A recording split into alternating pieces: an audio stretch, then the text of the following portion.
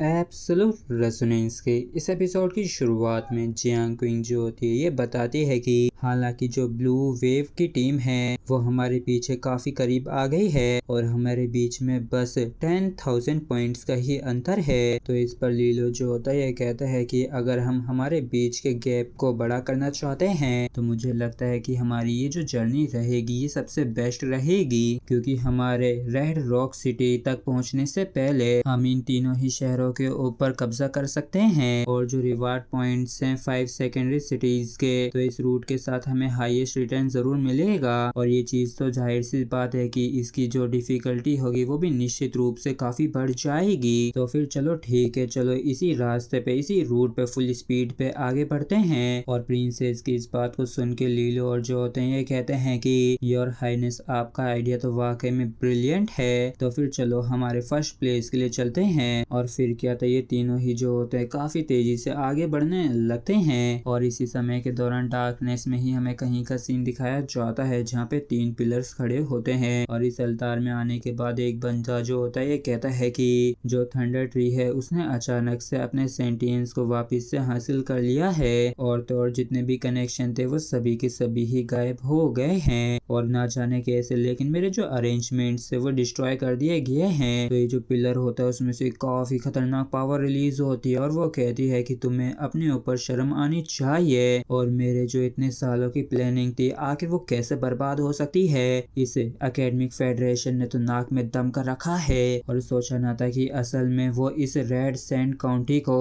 उनके secret ग्रेल battle के लिए ट्रायल ग्राउंड में बदल देंगे। और मैं सच में अभी के अभी ही अपने सेक्लूजन को खत्म करके इन सभी छोटे मोटे कीड़े मकोड़ों को मसल के मार देना चाहता हूँ। तो कोई और कहता है कि नहीं शांत हो जाओ। तो इसके लिए ये बंदा भी मान जाता है और तभी अचानक से लाइट चमकती है और किसी तरीके की पावर फ्लो होने लगती है और फिर हमें रेड रॉक सिटी का सीन दिखाया जाता है जहाँ पे ये इविल पावर ज्योति फ्लो हो रही होती है। और यहाँ पे हम सिटीजन्स को भी देखते हैं जो कि आराम से अपना काम कर रहे होते हैं और एंजॉय कर रहे होते हैं। और इन सारी चीज को देख के ये जो इविल सा बंदा होता है ये सोचता है कि ये तो कितना ज्यादा टेरिफाइंग इल्यूजन है जो कि कितना हद तक असली सा ही लग रहा है। और अगर कोई इस जाल में फंस जाता है तो यहाँ तक कि अगर उसके पास अर्थ फिंड जनरल की स्ट्रेंथ भी हुई तब भी वो धीरे धीरे करके अपनी सूझबूझ खो बैठेगा। और फिर हमें सिटी सेंटर में ही कहीं का सीन दिखाया जाता है जहाँ पे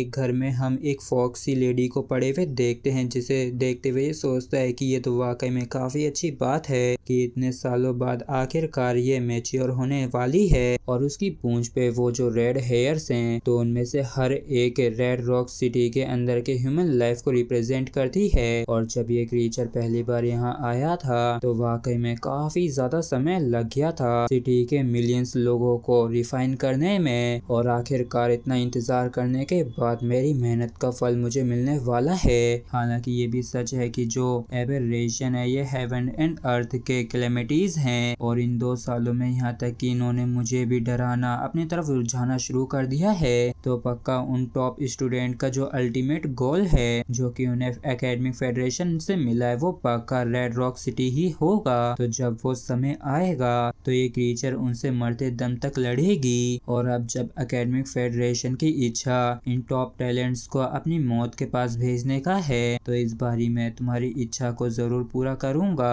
और तुम लोगों को समझाऊंगा कि एक असली हार्ट अटैक क्या होता है। और वैसे भी जो लोग अपने आप को किंग्स कहते हैं तो उनके पास इतना भी समय नहीं हुआ कि वो यहाँ पे आके इनको बचा सकें। और इतना कह कि ये काफी जोरों से हंसने लगता है, लेकिन तभी इसके हाथ में जो फिंगर होती है उसमें हलचल होने लगती है। और इस चीज को देख के ये कहता है कि लाइट एंड डार्क जो है इनका सेम ओरिजिन है, जबकि गुड और इविल को लौट के एक होना होगा। और जब यूनिफिकेशन का समय आएगा तब वो असलियत में उतर के आएगा। और इसी के साथ फ्रेंड्स हमारा एपिसोड जो है यहीं पे खत्म होता है। अगर आप लोगों को वीडियो अच्छा लगा हो तो प्लीज चैनल को सब्सक्राइब और वीडियो को लाइक करना बिल्कुल भी ना भूलें। Thank you.